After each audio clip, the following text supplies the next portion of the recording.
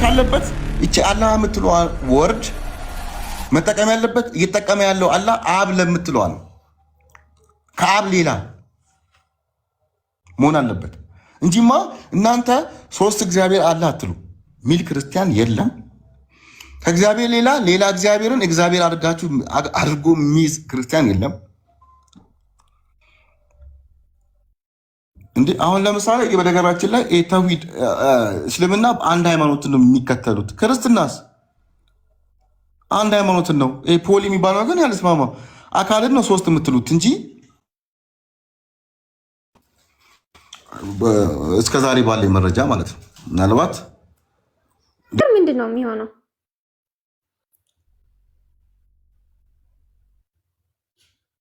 ያልተፈጠረ ነገር ይኸውልህ የአላህ ቃል ፍጡር ነው ፈጣሪ ነው ስትላችሁ ምን ይሉሃል መሰለህ?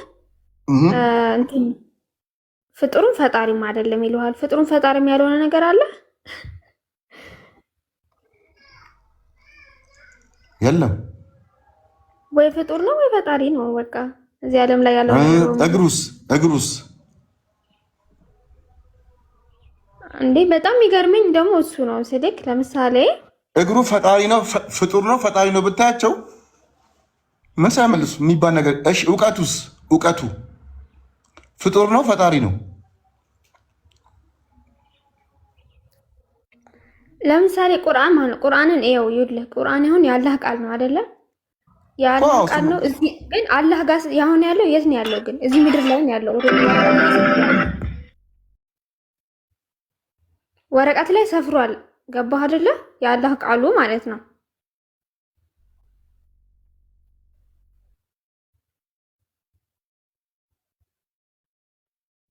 በዛ ላይ ደግሞ በምንድነው በቂያማ ቀን ሰው ይሆናል ምናምን የሚሉት ነገርም አለ። ቁርአኑ ሰው ይሆናል አይደለ? አይ በሰው ተመስሎ ይመጣል ነው አይደለ? አዎ በሰው ተመስሎ ይመጣል ምናምን። አዎ እኮ ይሄ ራሱ እኔ እንጃ ከክርስትና ጋር የሆነ ለማቀራረም የፈለጉት ነገር አለ መሰለኝ። ምክንያቱም ይሄ ቃል ስጋ ሆነ ምናምን የሚባለው ነገር ቃሉን ሰው አደረጉት። እነሱም ደግሞ ቃሉን ሰው አደረጉት። ወደ ቃል ቁርአን ሰው ይሆናል እኮ በሰው ይመጣል። እሱንማ እኔም ብዬ ነበር፣ ግን ሰው አይሆንም በሰው ይመሰላል። ያው ዞሮ አንድ ነው። እዚህም በሰውነት ይገለጣል እኮ ነው። ያው እኮ ነው። አዎ የሆነ ሰው ሆኖ ይመጣል ተነስቶ ማለት ነው። እና ከዛ በኋላ ያ ሰው ራሱ ጀነት ይገባል ነው አዶን ነው ያ ተነስቶ የመጣው ሰው ጀነት ይገባል አይገባም። ስለዚህ አሁን ዞሮ ምንድነው የአላህ ቃሉ ቁርአን ከሆነ እኛ ጋር ከመጣ እኛ ጋር ከደረሰ ፍጡር ውስጥ ከገባ ክርስቲያኖችም ጋር እንግዲህ ቃሉ ፍጡር ውስጥ ገባ ማለት ነው። ሰው ሆነ ማለት ነው። የኛ ወረቀት ሆነ፣ የእናንተ ደግሞ ሰው ሆነ። የትርጉም ለውጥ ነው እንግዲህ ያለመተማመን ነው እንጂ እኮ ተመሳሳይ ማለት የሆነ ኮንሴፕት አለው የሆነ ተመሳሳይነት ማለት ነው። ከዛ ውጭ ደግሞ ያው በኢየሱስ ክርስቶስም እኮ እንትን ግራ የመጋባትም ነገር አለ። ቁርአን ላይም ፍጡሩ እንዳልሆነ የሚናገርባቸው ቦታዎች አሉ። እንግዲህ ለምሳሌ ነቢያችንን ሰለላሁ ዐለይሂ ወሰለም ነቢይ ያደረጉት አላህ ነቢይ ያደረጋቸው በወገኖቹ ቁርአንን ያወረደላቸው በወገኖቹ ቋንቋ እንዲያስተምር ለሰዎቹ ምን አላቸው? ከነሱ ወገኖች ነው እንደተላከ ነው የሚናገረው። ከነሱ በእናንተ መካከል እንደተላከ እንደተሾመ ነብይነት ማለት ነው። ከሰዎች ዘንድ ተመርጦ የመጣ በእናንተ መካከል። ኢየሱስ ኢሳ ምን ይለዋል? ከላይ እንደመጣ ነው፣ ከአላህ ዘንድ እንደመጣ ተአምራትን ይዞ እንደመጣ ይለዋል። ከዛ ምን ብሎ ያስቀይሳሉ? እንዲህ ሸምጠጥ ማለት ነው። ከአላህ ዘንድ ተአምራትን ይዞ መጣ የሚለውን መልእክት ይዞ መጣ ነው የሚለው። አላህ ጋር ሄዶ መልእክት ይዞ መጣ። ሰው ነበር። አላህ ጋር ወጣና ተአምራት መልእክት ይዞ መጣ። አያስኬድም። ቁርአኑ ምንድን ነው የሚለው? ከአላህ ዘንድ ተአምራትን ይዞ መጣ ነው የሚለው። ከአላህ ዘንድ ተአምራትን ይዞ መጣ። ይኸውልሽ መጣ የሚለው ወርድ ሪፈር የሚያደርገው ኢየሱስ ክርስቶስን ነው እንጂ ተአምራቱን አይደለም። ይኸውልህ መጣ የሚለው ተአምራቱን ሳይሆን ኢየሱስ ክርስቶስን ነው መጣ የሚለው። የሚገልጸው ማለት ገላጭ የሆነው ማለት። ስለዚህ የመጣው ማለት እንዴ ኢየሱስ ክርስቶስ እንዴ ፍጡር ከሆነ ሰው ከሆነ መጣ ይባላል? ተአምራትን ይዞ ለሌሎቹ ነቢያቶች ከእናንተ መካከል ተላከ፣ ተመረጠ፣ ተሾመ ምናምን ነው የሚለው ለሌሎቹ ሲሆን፣ ለእሱ ግን ተአምራትን ይዞ መጣ ይላል። ከዛስ ከሞተ በኋላስ ምንድን ነው ያለው? ወደ እኔም አንሺ ነኝ ይለዋል። ወደ እኔም ወሳጅ ነኝ ይለዋል። ወደ እኔ ነው ያለው፣ ወደ እኔም ወሳጅ። ስለዚህ አላህ ያለው የዋህብያ አላህ ያለው አርሽ ነው። ጀነት ከሆነ እኮ ወደ እኔ አይውልም። ወደ እኔ አንሺ ነኝ መነሳት ምንድን ነው? አንደኛ አንሺ ነኝ ማለት ራሱ ሞቶ መነሳት ነው የሚያሳየው። ከዛ ደግሞ ወደ እኔ ወሳጅ ነው የሚለው ወደ እሱ ወሰደው ማለት ነው ወይስ የሱ አሁን ያለ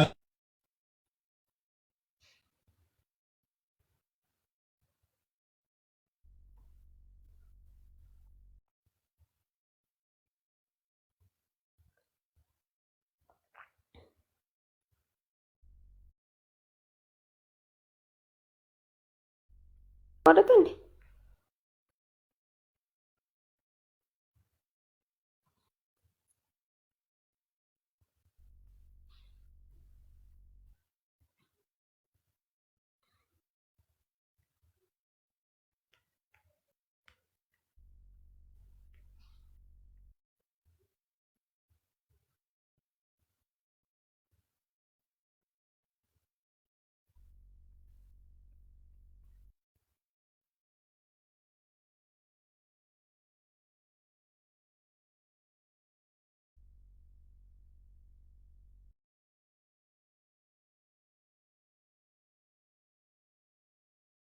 አብዱን የተቋረጠው ጋይስ ወይስ እኔን ነው የማይሰማኝ?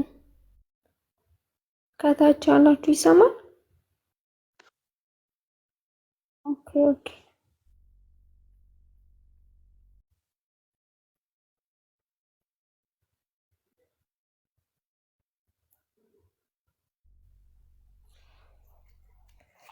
በቃ ስልክ ገብቶበት ይሆናል። ትንሽ ጠብቁት።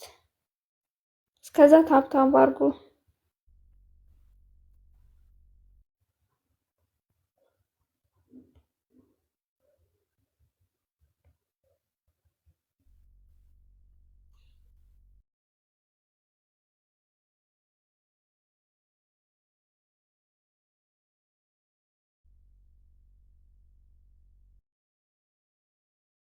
ወይ ሌሎቻችሁ አውሩ። እስከዛ ማውራት የሚፈልግ ሰው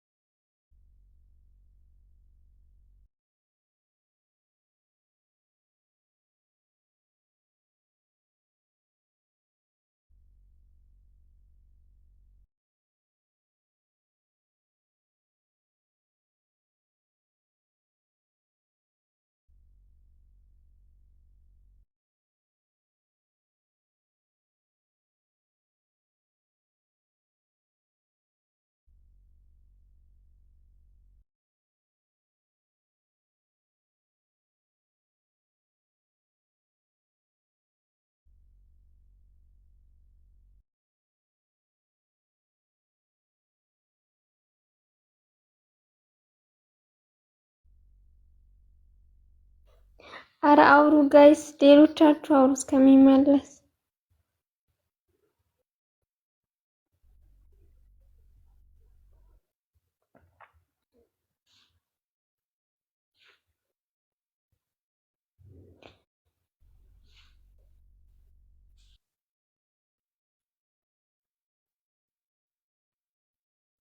እንዴት ነህ? ሰላም ነው? አለን እግዚአብሔር ይመስገን።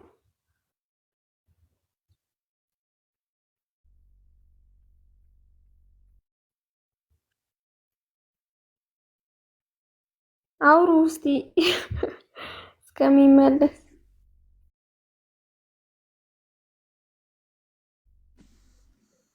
መጣ። ኦፍ ሆኖ ነበር እንደ ኮኔክሽን እስካሁን እያወራሁ ነበር እኮ አትለንም። አላሁ አክበር። ምን ብዬ ነው ያቆምኩት? እስካሁን እያወራሁ ነበር። ከዛ አውሩ ብዬ አርሴናል ምናምን እንደውም አርሴናል ምንድን ነው አርሴናል ምናምን ማንቸስተር አትልም እንደ ብዬ ከዛ ምንም ዝም ሲለኝ ይሄ ልጅ ምንድን ነው ምናምን ብዬ ከዛ ኮኔክሽኑ ለካ ኮኔክሽኑ ጠፍቷል። ፖዝ ሆነክ ነበር። ምን እያወራሁ ነበር? እየጠበቅን ነው። ምን ላይ ነበር ያቆመው? ጋይስ ጠፋብኝ። ወደ ርዕሱ ተመልሼ ነበር። ስለ ንስሐው ያወራው ሰምታችሁኛል? አልመጣህም፣ ወደዛ አልገባህም ወይ? ስንት ነገር አወራው። አሁን ወደ ርዕሳችን እንመለስ ብዬ ዝሙትና ስርቆት በእስልምና አንድ ሰው ሰረቀም ወይ ጉድ ዝሙትን ፈጸመ ምንም ነገር አደረገ ወደ ጀነት ይገባል። ንስሐ ጠይቋ እስቲግፋር አድርጎ አይደለም የሚለው ሐዲሱ። አንድ ሰው ምናልባት ንስሐ ገብቶ እንኳን ቢሆን ጥሩ ነበር። ግን ሰረቀም፣ ገደለም፣ ዝሙት ሰራም ወደ ጀነት ይገባል። በምን እስካመነ ድረስ? በላኢላሃ ኢላላህ እስካመነ ድረስ። የእናንተ ንስሐና ደግሞ የእኛ ንስሐ ይለያያል። የእኛ ንስሐ በጣም ቀላል ነው። ሰላት ስንሰግድ ዝም ብለን እኮ በቀን 5 ጊዜም ስንጠመቅ አስተግፍረላ እንላለን። በቃ አላሁመ ተዓላ ምናምን ትላለህ ነወይቱ ፈል ከዛ በዛ መሃል አላሁመ ሰለላሁ ዐለይሂ ወሰለም አስተግፍረላ ውዱ ታደርጋለህ። ከዛ ትናንሽ ወንጀሎች ይሰረዙልሃል። ከዛ ሰላም አለይኩም ወራህመቱላሂ ወበረካቱ ሰላም አለይኩም ወራህመቱላሂ ብለህ አንዴ ወደ ቀኝ ዙሪያ ወደ ግራ ዙሪያ ሰላትን ስጨርስም አላሁመ አንተ ሰላም ወሚንከ ሰላም ምናምን ብለህ ከዛ አስተግፍረላ ምህረት ጠይቃለህ፣ ይሰረዝልሃል። የክርስቲያኖች ደግሞ ንስሐ መግባት በጣም ከባድ ነው። ስትትም እንዳትደግሙት ነው የሚያደርገው የክርስቲያኖች ንስሐ ማለት። ምክንያቱም ቢሮክራሲ አለው። የሆነ መስሪያ ቤት እኮ ቢሮክራሲ የሆነ ነገር ካለው መሄድ አትፈልጉም። ኧረ መከራ ነው ወረፋው ምናምን ትላላችኋል። አሁን የእናንተ ንስሐ መጠየቅ ይቅርታ መጠየቅ ፕሮሰስ ስላለው ያንን ወንጀል ድጋሚ ለመስራት ይከብዳቸዋል። ቄሱ ጋር ሚካኤል ምናምን አይ ቲንክ እንደዛ ነገር አለ።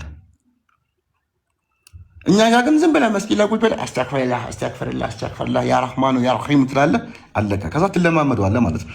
ሉክ እዚህ ጋር አስተግፍርላህ ስላልክ አይደለም ዝሙት ሰርተህ ስርቆት ሰርተህ ሰው ገለህ ሰርቀህ ወደ ጀነት የምትገባው። ላኢላሃ ኢለላህ ስላልክ ብቻ ጀነት ትገባለህ።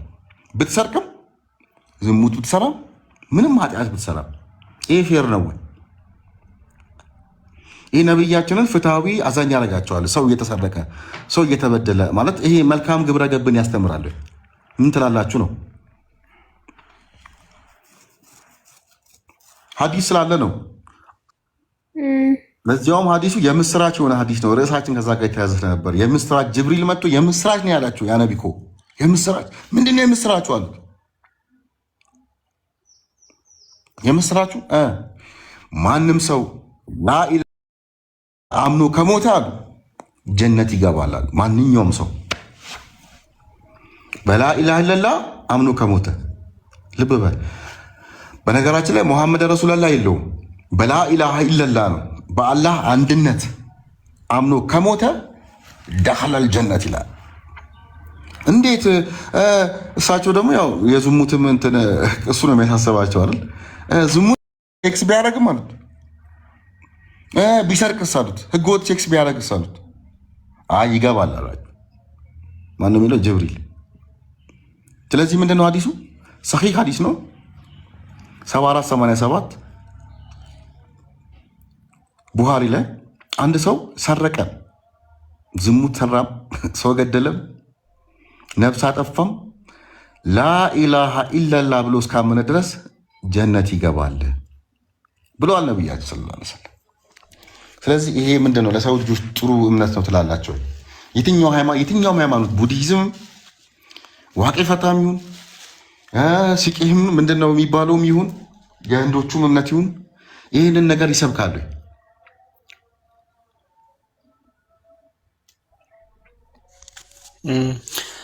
ምን አለ መሰለህ አብዲ፣ አሁን ማለት አሁን አንተ ካልከው አንጻር የሰረቀም ወይም ደግሞ ዝሙት የሰራም ጀነት ይገባል። አሁን እሺ የዝሙቱን እንተውና ለምሳሌ የሰረቀ ሰው እንኳን በህይወታችን አሁን እምነት ማለት ህይወት ነው ማለት ስለ ህይወት ጉዳይ ነው። ግን በዚህ ምድር ስትኖር የሰረቀ ሰው እኮ በህግ ራሱ ቅጣት አለው፣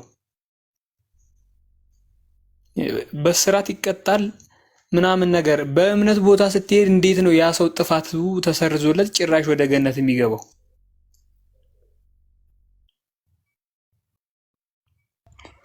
እኮ እንዴት ነው አይከብድም? ማለት ምን ትለዋለህ? አሁን ይሄን ሐዲስ በምን በጣም ነው የሚከብደው እኮ አሁን ይሄ እኮ እንዴት አሁን ለምሳሌ እኔ አሁን ይሄን ብትለኝ እንዴት ነው የምቀበልህ? ለምን አንድ ሰው ትንሽዬም ቢሆን ኃጢአት ምድር ላይ ጥፋት ከሰራ በህግ ትቀጣለህ። እዚሁ ዝም ብሎ የዓለማዊ ኑሮ እንኳን በመንፈሳዊ ህይወትህ ቀርቶ ማለት ነው።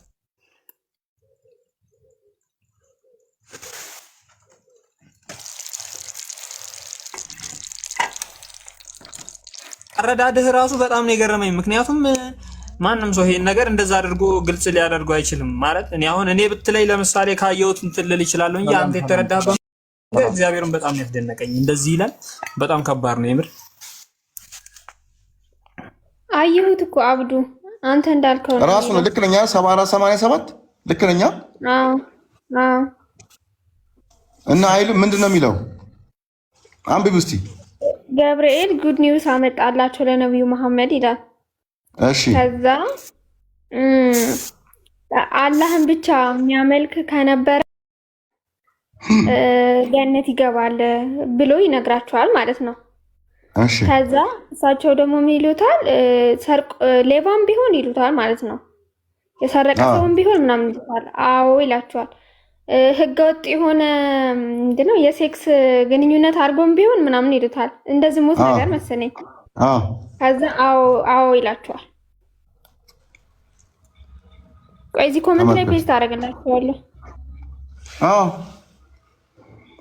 እንግዲህ ደግሞ እኮ ሐዲስ እንትን ብቻ አይደለም። በነገራችን ላይ ይሄ የምስራች ነው ብሎ ያመጣላችሁ። የገረመኝ እኮ የምስራችሁ ናት። በጉድ ታይዲንግስ ብሎ ነው እንግዲህ የምስራች ብሎ ያመጣላችሁ ጅብሪል። የምስራች ያ ነቢ ምንድን ነው የምስራችሁ? ማንኛውም ሰው በላኢላሃ ኢለላህ እስካመነ ድረስ ላኢላሃ ኢለላህ በላኢላሃ ኢለላህ አምኖ ከሞተ ወደ ጀነት ይገባል። ደኸለል ጀነት ይላል። እንዴ ቢሰርቅሳል ህገወጥ ዝሙት ሴክስ ይገባል።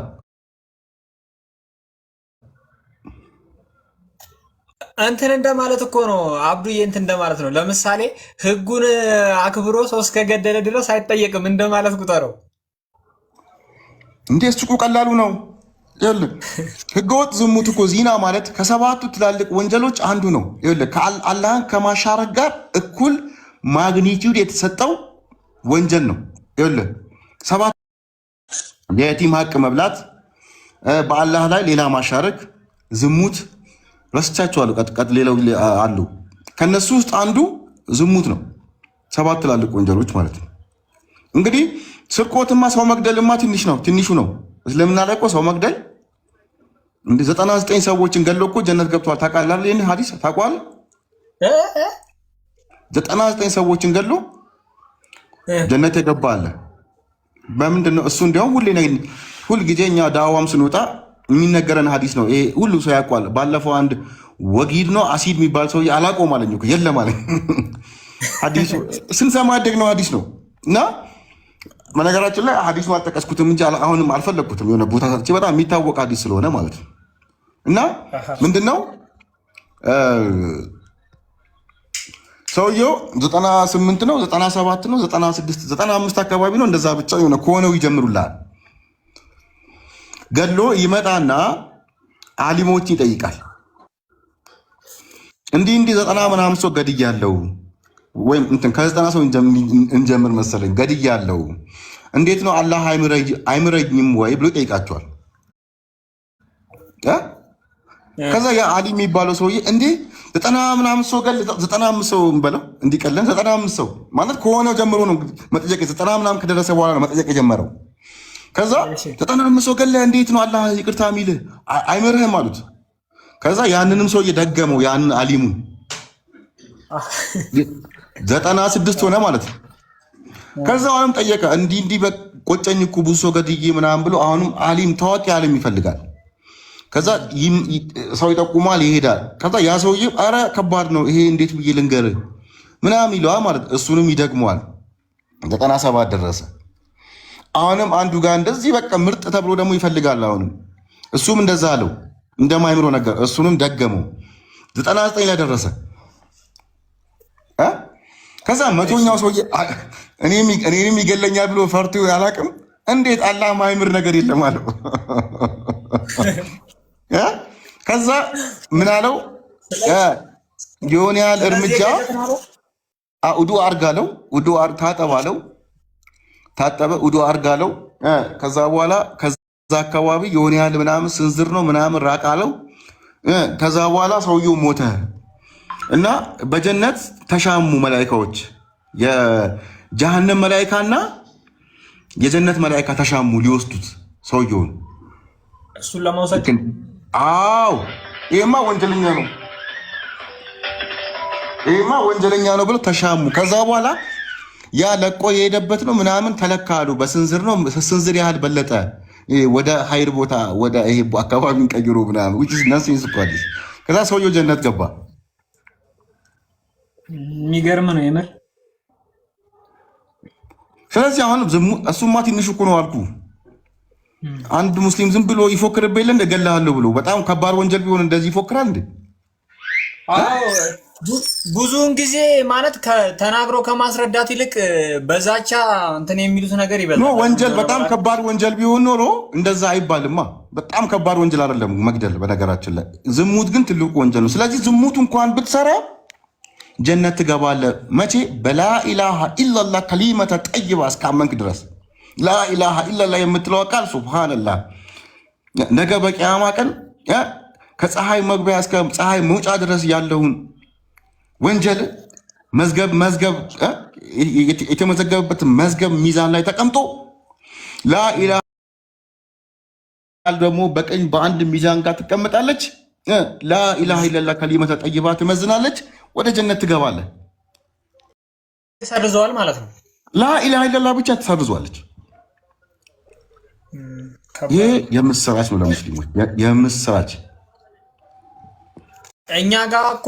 እኛ ጋር ለምሳሌ አንተ ተሳስተህ እንኳን የሆነ ጥፋት ብታጠፋ ተሳስተህ ለምሳሌ በየጊዜው ንስሐ ግቡ ነው የሚለው እግዚአብሔር አምላክ። በየጊዜው ንስሐ ግቡ፣ ምክንያቱም በየሰራህ ቁጥር ነው ንስሐ መግባት ያለብህ ነው የሚለው እና ትንሽ ከሰራህ ንስሐ ተሰጥቶ ያንን ንስሐን ከጨረስክ በኋላ ነው እንትን የምትለው ማለት ነው። የራስን እንትን የምትጀምረው በየጊዜው ነው ንስሐ ግቡ የሚባለው። እንዴት ነው ይሄ ነገር? በጣም ይከብዳል በእውነት። ጉዳይ ዌልካም። እስቲ ምን ሀሳብ አላችሁ? ጨምሩበት እስቲ። እሺ እኔ ልናገራ።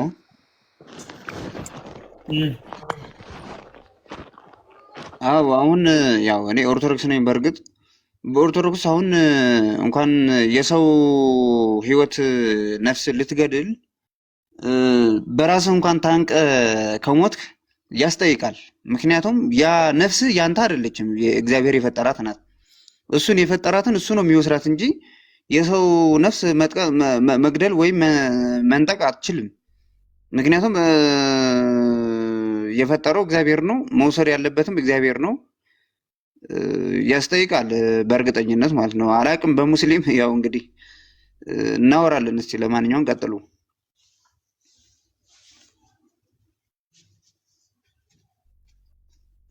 አብዱዬ ግን አንድ ጥያቄ አለኝ እኔ። ቀጥል፣ እየሰማሁ ነው። እንትን ለምሳሌ ከእህትህና ከአክስቱ ውጪ ሴትን ልጅ ሰላምታ መጠየቅ አችልም ይላሉ ብዙዎቹ። ለምንድን ነው እንደዚያ የሆነበት ምክንያት? እንደዚያ የሆነበት ምክንያት ያው እኔ ዝም ብዬ ካጠናሁት ነው፣ እኔ ከደረስኩበት ነው። ምንድን ነው ያለው መሰረት? ምንድን ነው ውዱ ታጠፋለች፣ ሴት ልጅ ታሳስታለች ነው። ሴት ልጅ ታሳስታለች። ለምን? ከእናትህ ከእህትህ ውጭ ከእነሱ ጋር ማግባት ስለምችል ወር ደግሞ ሀጅነቢ ስለሆነች ታሳስታለች ነው። ገብተዋል። እኔ ደግሞ ምን እጨምርበታለሁ? ሙስሊም ወንድ ሴት ባየ ቁጥር ይሸናል ማለት ነው። እንደ ውሻ ነው ወይ? እንዲሁ በቃ ሴትን ባየ ቁጥር አሁን ውዱ አርገ ለሱቢ ውዱ አርገ ለዙሁር ከሱቢ እስከ ዙሁር እንኳን ውዱ አይቆይም። ዙሁር ሰላት በብዛት መግሪብ በለው እንዲሁም ከመግሪብ እስከ ኢሻ ያለችው ሰዓት አጭር ስለሆነች ማለት መግሪብ ሰግደ በቃ ሴትን ከጨበጥክ ድጋሚ ውዱ መታጠብ አለብህ። ለምን? ስለምትሸና ማለት ነው። ሴቶችም ኒቃብ ይልበሱ የሚባሉ ለምንድን ነው? እንዳይደፈሩ ምናምን አይደለም እኮ ሲጀምር እንትና በቃ ወንድ ልጅ ሴትን ባየ ቁጥር ይሸናል ነው። የሙስሊም ወንድ ሴትን ባየ ቁጥር ይሸናል። ለዚህ ምሳሌ ደግሞ ትልቁ ምሳሌያችን ደግሞ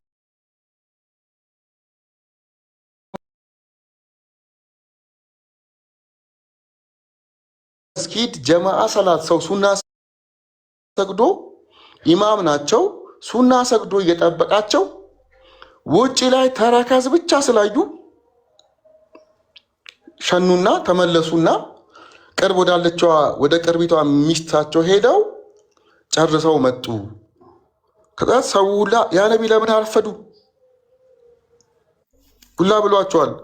እንግዲህ ሰው ጀማዓ ሰላት ቆሞ እየጠበቃቸው ማለት ነው። እንዴ ምን ማለት መሰለ?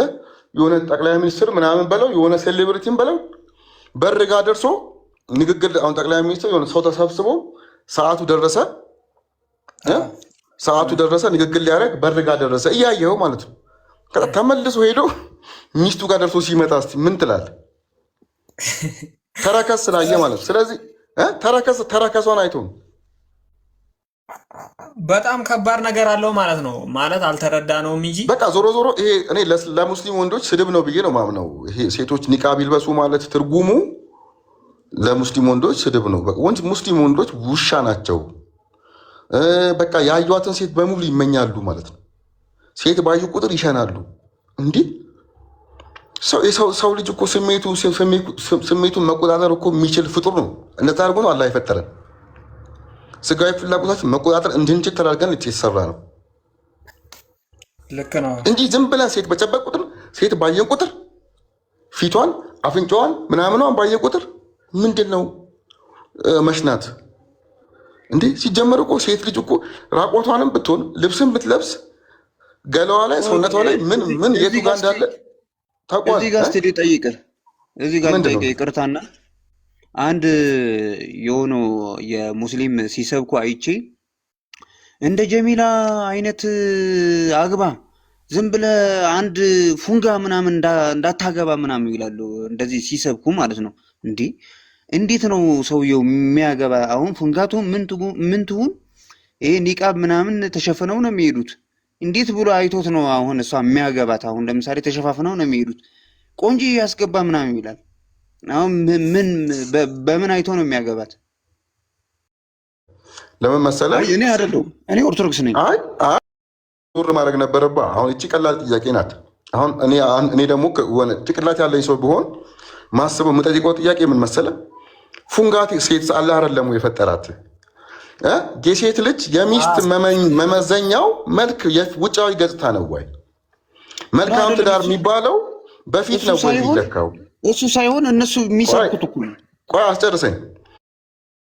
እኔ የምጠይቃት ጥያቄ ይህን ነው። ፉንጋዋስ ማን ያግባት? አላህ ነው የፈጠራት፣ እግዚአብሔር አይደለም። ወይም ደግሞ የሆነ ሌላ የምንቃወመው አምላክ ሴጣን አይደለም የፈጠራት አይደል? እግዚአብሔር ነው የፈጠራት። እሷንስ ማን ያግባት?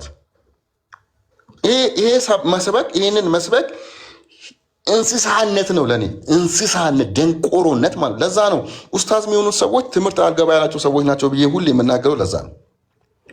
አንተ ላልከው ግን መልስ እንደ ሙስልምና ስመልስልህ ምንድነው፣ አንድ ወንድ ሊያገባት ሲፈልግ ፊቷን ከፍታ ልታሳየው ተፈቅዷል። ገብቷል? የሆነ ሰዓት ላይ ከፍታ ታሳየዋለች፣ እሱ ተፈቅዷል። እሱም ፌር ባይሆንም ማለት ነው። ፉንጋ ሴት አታግቡ፣ በጣም ነውር ነው። አመለሸጋ ሴት አግቡ፣ መልካም ጸባይ ያላትን አግቡ ቢቦል ሰዎች ሴቶቹ መልካም ጸባይ እንዲኖራቸው ትምህርት ይሆናቸዋል። ቆንጆ ሴት አግቡ ስትል ደግሞ ፉንጋዎቹ ቆንጆ ለመሆን ትምህርት ይሆናቸዋል።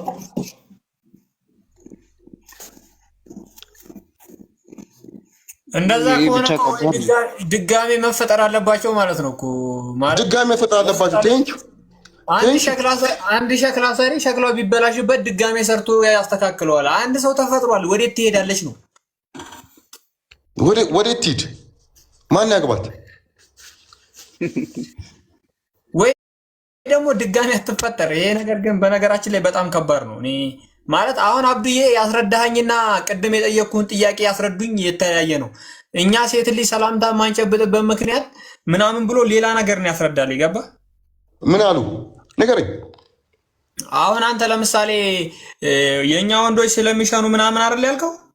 አይደለም እሱ እኔ የጨመርኩበት ማለት ከዛ ጋር ተያያዥ ስለሆነ ነው። ሀሳቡን ሰፋ አድርገህ ስታየው ነው፣ ግልጽ ነገር ነው። እነሱ የሚሉ ምንድን ነው? አጭሯን ነው የሚነግሩ። ምንድን ነው? ዞሮ ዞሮ የኔን ነው። ኡዱ ታጠፋለች፣ ሀጅ ነብይ ናት፣ ትመኛለህ ነው። ለወሲብ ትመኛለህ ማለት ምን ማለት ነው? ከጀነት መንገድ ታስቀርሃለች፣ ታሳስተሃለች።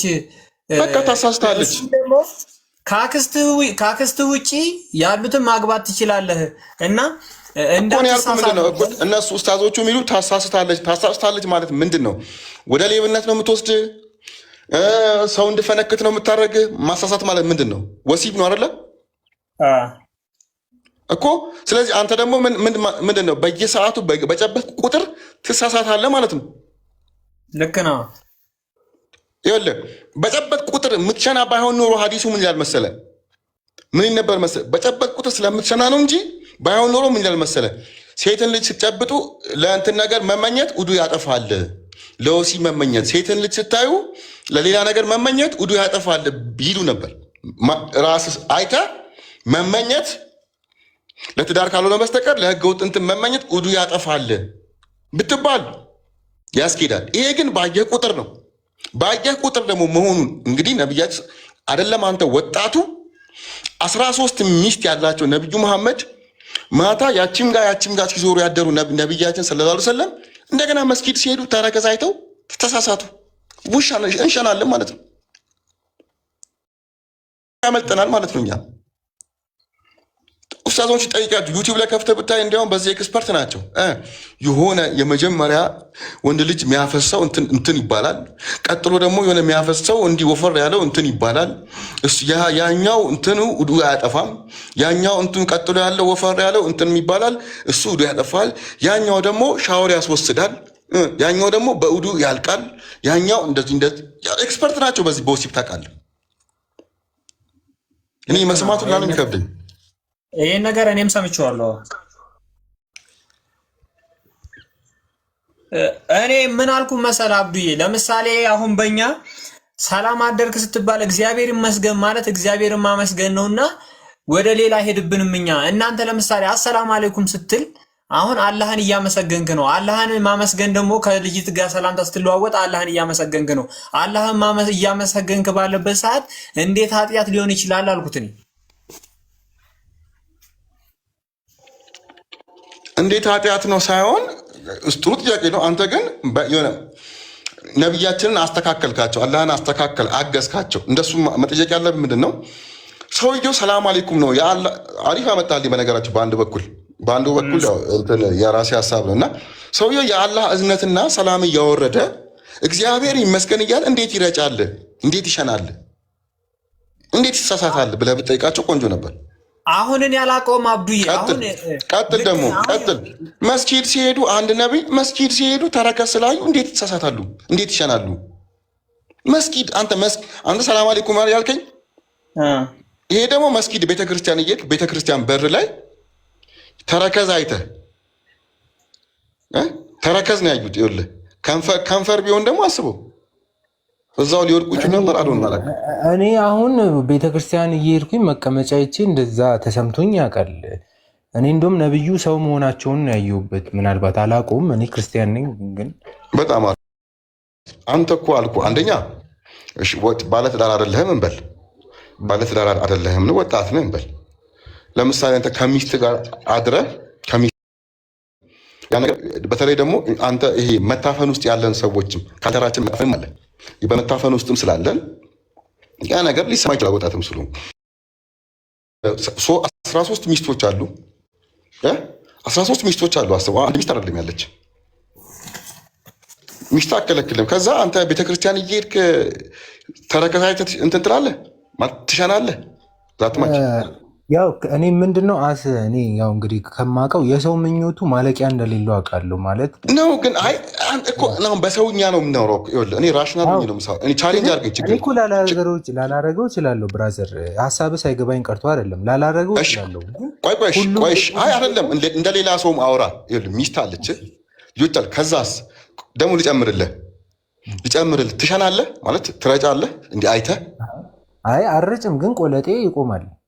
ሊቆም ይችላል። እሺ ከዛ በኋላ አሁን በእስልምና ውዱ የሚጠፋው በምንድን ነው? ቆሞ ደግሞ እዛው አይቀርማል የሆነ ምናምን ማለት ከቤተ ክርስቲያን ያስቀርሃል። ውዱ ያስደርጋል። ድጋሚ ሸንታል፣ ሻወር መውሰድ አለብህ። ሄደ ደግሞ እንደገና ሄደ እንትን ማለት አለብህ። ግን ደግሞ ያንተ እሺ አንድ ቀን አየህ፣ ግን ሁሌ ቀን እንደዚህ ይሆንባል። ሁሌ እንትን እኮ ነው አብዱዬ፣ ይሄ ሰው ማንነቱ እኔ አሁን ከባይብል እኮ ቻሌንጅ አድርገኝ፣ ችግር የለውም። ልክ እኮ ነህ አንተ። ለምሳሌ ትላንት ሄድክ ቤተክርስቲያን። ቆይ ኧረ ባትኖር ሴቷ ለራሱ ኢማጂን አድርጎ የሆነችን ሴት ስሎ ልክ እኮ ነህ። ልክ አይደለም አላልኩም። እሺ ቆይ በየቀኑ እንደዛ ይሆንብሃል? በየቀኑ ሳይሆን 24 ሰዓት ነው እንጂ እንደዚህ አይነት ቻሌንጅ ውስጥ ማለት ማያልፍ ሰው ካለ እኔ ምንም ማድረግ አልችልም። በእርግጥ እኔ አግብቻለሁ ምናምን ነገር ያኔ ላይፍ አይደለም። አሁን ስለሰው አንተ ወጣትነትንም ታውቀዋለህ። ቆይ እሺ የሆነ ቀን ከስንት አንዴ እሺ ሊፈጠር ይችላል። ለምሳው ነህና ስሜት አለ፣ የሆነ ወር አለ፣ የምግብ አይነት አለ ምናምን። እሱ እኮ አይኖይት ማንም ሰው ላይ ሊኖር ይችላል። ይሄ ሀሳብ እኔ በግልጽ የምር ሳልዋሽ የምነግርህ ልክ ሴክስ ባደረግ በአንድ 10 ደቂቃ ውስጥ ምናምን ነው ምንም ኖርማል ስሜት የሚሰማኝ። በቃ 24 ሰዓት እኔ አክቲቭ ነኝ። እኔ እንጃ ይቅርታ፣ ምናልባት ስህተት ከሆነ ይህም ነገር እንግዲህ ስሜቱን አላውቅም ወይ እንዴት ምን ማለት ነው? አክቲቭ አይደለም ማን አለ? አሁን ያልኩህ ምንድን ነው አክቲቭ ነኝ ማለት ምን ማለት ነው? የሆነ ስታስበው ነው አክቲቭ የምትሆነው። ስታስበው እኮ ነው አንተ ስጋህ ነው አይደለ? ዝም ብሎ ግን አንተ መንገድ ላይ ተረከህ ባየ ቁጥር ነው እንትን የሚልብህ በጨበጥ ቁጥር በቅብኝም እኮ ማየት እንደውም አዲሽናል ነው ያጠናክርልኛል እያልኩ እኮ ነው። ሳታይም ለራሱ ወንድሜ አሁን እኔ ማወራ በየቀኑ ይሄ አንተ የሆነ ሰዓት አንዴ ወረሙ የሆነ ኤክሴፕሽናል ኬዞች እኔ አሁን ያልኩ አንተ ሰው ነህ። ዛሬ አንድ ሴት አየህ፣ እሷ ላይም እንደዚህ ሆነ። እዛች ጋም ሄደ የሆነ ሴት አየህ፣ ተረከዟን አየህ፣ አሁንም ተነሳብህ። እዛችም ጋር የሆነ ሴት አየህ፣ አሁንም ይነሳብህ። እዛችም እንደዛ ነህ አንተ በጨበጥ ቁጥር ባየህ ቁጥር። አሁን ላስረዳና ፖይንቱን ምንድነው ያለን ጄኒውን ስሜታችን ያ ነው። ሁሉንም ለራሱ የኛ የማረክ ስሜት አለን ምናምን። ግን ምንድነው ሪያሊቲን እያወቅክ ስትመጣ ግን ያንን ሐሳብና ያንን ስሜት በእውቀት እየሻርከው ትመጣለህ። ለምሳሌ እኔ አሁን ድሮ ወጣት እያለሁ በቃ ከሁሉም ሴት ጋር መተኛት በቃ እንዲህ አሁን ሳድግ ግን ያ ነገር እንደማይሆን ልክ ነው። እስቲ አግዙኝ እና አብርሃም አግዙኝ። ላስረዳግ ከዛን እኔስ ነገ ልጅ ወልዳለሁ። እኔ የኔንም ሚስት ሌላው ቢነካብኝ ደስ አይለኝም። ስለዚህ እንደዚህ ማሰቤ ልክ አይደለም በሚል በእውቀት ነው ማለት ነው ያንን ስሜት ማሸነፈው እንጂ ጄኒውሊ የሁሉም ሰው ምናምን ማንነት ቢፈታ። እሺ ስለዚህ የሆነ ሰው መጥቶ ወንድማችን የሆነ ሰው መጥቶ ቤትም ላይ ይሁን ዘመድ ይሁን መጥቶ እናትህን በሳማት ቁጥር ይነሳበታል ብለህ ያሰብክ ነው ማለት ነው። ይነሳበታል ብለህ ታስባለህ። አሁን ስለአንተ እያወራን ቀጥሎስ ሚስትህን ደግሞ መስሪያ ቤት ስራ ቦታ ላይ ማንነቱን ማሸነፍ አለበት። ቆይ ሀቅ እናውራ። ባለቤትህን አሁን አግብተሃል። ባለቤትህ ወጥታ ስራ ቦታ ላይ ስንት ሰው ሰላም ትላለች? ያ የጨበጠችው ሰው በሙሉ ተነስቶበታል እያልከኝ ነው? የሰው ልጅ ስሜት ነውና እንዳንተ ማለት ነው። አዎ ሁሉም ተነስቶበታል። ሁሉም ግን በእውቀት ራሱን ካሸነፈ ግን ያ የሚያሸነፈው ሰው ራሱን ያሸነፈው ሰው ስማኝ፣ ቆይ አንዴ ያሸነፈው ሰው ላይልበት ይችላል፣ እንደ እህቱ ላያት ይችላል። ምክንያቱም የሆነ ሪያሊቲ ላይ ደርሷል። ሰው ግን የሆነ ሪያሊቲ ላይ ካልደረሰ ይሄኛው ስሜት በማንነቱ የሚገለጥ ነው እያልኩ ነው። ማለት ነብዩ ጋር ብቻ ሳይሆን ይኸው እዚህ ኢትዮጵያ ውስጥ ማየት ትችላለህ። ሕፃን ሁሉ እኮ ሰው የሚደፍር አለ። ለምን ሲባል ያ የሆነ ሪያሊቲ ማለት ምን? እስቲ ግልጽ አድርገው። የሆነ ሪያሊቲ ያልከው ምኑን ነው? ግን እኔ እዚህ ጋር ሀሳብ አለኝ። ሪያሊቲ ማለት ለምሳሌ አንድ ወንድ ለአንድ ሴት የሚለው ነው እኔ ሪያሊቲ ብዬ ለምሳሌ የምረዳው። እዚህ ጋር እኔ ሀሳብ አለኝ። ሪያሊቲ የሆነ አይቆምም ምን አይነሳብኝ የምትለው ጊዜ መቼ ነው? ልጅ ዘዊ ሀሳብ አለኝ። ስለ ስሜቱ እኮ ነው፣ ስለ ፖቴንሻሉ ነው እያልኩ ያለሁት። ሰውየው እንደውም የተሻለ ራሱን ያጋለጠና እውነቱን የተናገረ ሰው ነው እና አፕሪሺየት እንደውም አደርገዋለሁ። እንደዚህም ካለ ቁርአኑ ማለት ነው። እኔ ቁርአንን አላውቅም፣ ከሆነም እውነተኛ ማንነቱን ገልጧል ብዬ አስባለሁ። እግዚአብሔርም ይረዳዋል ማለት ነው። ይሄ መልካሙ የሆነው ነገር በሰውየው ይገለጣል ብዬ አስባለሁ። እኔ አሁን ምንድን ነው ሁሉንም ሰው ስናይ ይኸው ወንዶች ሆነን እኔ እኩል ዞረን ሁሉ ሰዎች ያያል ሴት ስታልፍ ምናምን ነገር በብዙ ነገር ማየት እንችላለን። አንድ ጊዜ ይቅርታ፣ ሴቶችን ባየህ ቁጥር እንደዛ ይሆንባል። እኔ እያልክ ያለሁት ነገር በመጀመሪያ ቢገባችሁ አሪፍ ነው ብዬ አስባለሁ። አዳምጠኝ። ስለ ፖቴንሻላችን ሁሉም ወንድ ቆይ ስማ፣ ምንም መወሻሸት እኮ የለውም። እዚህ ሚዲያ ላይ መተህ ትክክል። ይቅርታ ልጅ ዘወይ፣ እኔ ሙያዬም ስለሆነ ነው እየጠየኩ ያለሁት። ልጅ ዘወይ፣ እኔ አሁን ቅድም ቻሌንጅ ጠይቄያለሁ የሚቻለኝን ያህል። ከዛ ቻሌንጅ አረከኝ፣ በጣም ቴንኪው። አሁን ምን መሰለህ አንተ አይ ብለኸኛል። ስለዚህ አሁን ስከራከርህ አንተ ልክ ሆነ እኔ ሮንግ የሆንኩ ነው የሚመስልኝ ማለት ከሶሳይቲው አንጻር፣ ይሄ ስለ ሰዎች ጥናት ስለሆነ ማለት። አሁን ብሩክ ይጠይቅህ የእሱም ሀሳብ እንደኔ ከሆነ ስለዚህ ሁለት ሰው ትክክል ነው። ከዛ ሰው እንጨምራለን ማለት ነው። ሀሳብ በመጀመሪያ መታወቅ መቻል ስላለበት ማለት ነው። እኔ እየተናገርኩ ያለሁት ስለ ሰው ፖቴንሻል ነው። ሁሉም ሰው ይሄ አሁን ነብዩ ላይ ያለው ነገር በማንነቱ ላይ ያለ እያልኩ ነው። እና ግን ያ ማለት እኔ እየሄድኩኝ እንዴ ማለት ነው እኔ ብሩ ምንም አይመስለኝም። አሁን ላይ እኔማ አግብቼ ብዙ ረፍት ይሰማኛል። እኔ አሁን በእውቀት እኮ ነው ነገሩን እየነገርኩ ያለፍኩበትን ኢራዎች የዘመን ኢራዎች ያሳለፍኳቸውን ብዙ ነገሮች እየነገርኩ ነው ከተሰማህ ማለት ነው። አሁን ስለ አጠቃላይ እንትን ነው የምናወራው። አንተ ስለ አሁን ትላለህ። ስለዚህ አሁን ወጣቱ እንደዛ ነው እያልክ ነው። አሁን ስለ ህዝብ ነው የምናወራው። ወጣቱ እንደዛ ነው እያልክ ነው። ወጣቱ ማንን ለራሱ አጨብጭበው እንደሸለመ አላየንም እንዴ በሚዲያው? ምክንያቱም ዘሴም የሆነ ሁሉ ምን እንደሚያደርግ አሁን አፕሪሼት የሚያደርጉት ልጅ አለ። ያው ስም መጥራት ባልፈልግም ሰው አየ በጓደ ሁሉም ዘሴም የሆነ ነገር አንድ የሆነው በወጣቱ እንኳን ለምን እንሰካከሳለን? በዓለማችን በጣም ትልቅ የሆነ ድርጅት የፖርን ኢንዱስትሪ ነው። ማን ነው የሚያየው? ሰው አይደል የሚያየው ወይስ አንድ ግለሰብ ነው እያየ ያለው? አይታል ሁሉም አንድ ብሩክ እየጠየቀ ነው። ሀሳብን እኮ ሰምተነዋል። አዎ ጥሩ ነው። ጥሩ ቻሌንጅ አድርገህ እኔ ይመችኛል እንደዚህ ቻሌንጅ የሚያደርግ ሰው። አሁን ደግሞ እስቲ ብሩክ ይጠይቅ ኦር ደግሞ አብርሃም ይጠይቁ እስቲ ማለት ያልገባን ነገር ካለ እንድታስረዳን ነው። እዚህ ጋር እንድንማማር እኮ ነው፣ ሌላ ነገር አይደለም። ልጅ ዘዊ ፕሊስ አዳምጠኝ። አይ ቆይ ይቅርታና በሱ ብቻ አይደለም። አሁን ዝሙት ቢባልም ቀደም አሁን ምዕራፉ ምናምን ስለረሳሁት ነው እንጂ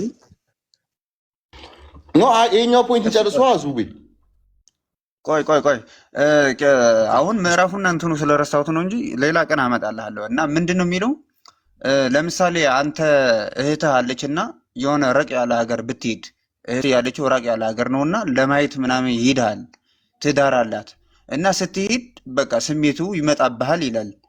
ስሜቱ ሲመጣብህ ከፊት ሳይሆን ከኋላዋ ነው የምታደርገው ይላል በቁርአኑ ላይ ማለት ነው። ማን እህትህ ነው? አዎ አመጣልሃለሁ። ማን እፎ የጻፈው ነው ወይስ ሐዲስ ላይ ነው?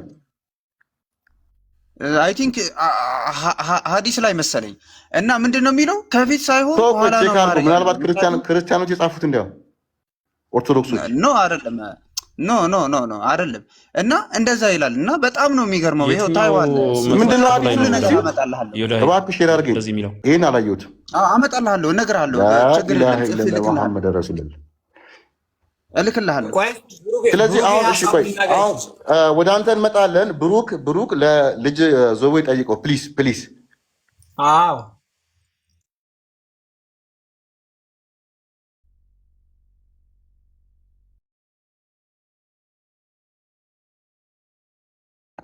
ብሩክ ሚውት ነህ። አይ ቲንክ አልተመቸህም። ኦር አብርሃም ጠይቀው። እሺ ማለት እኔ ምናልባት ልጅ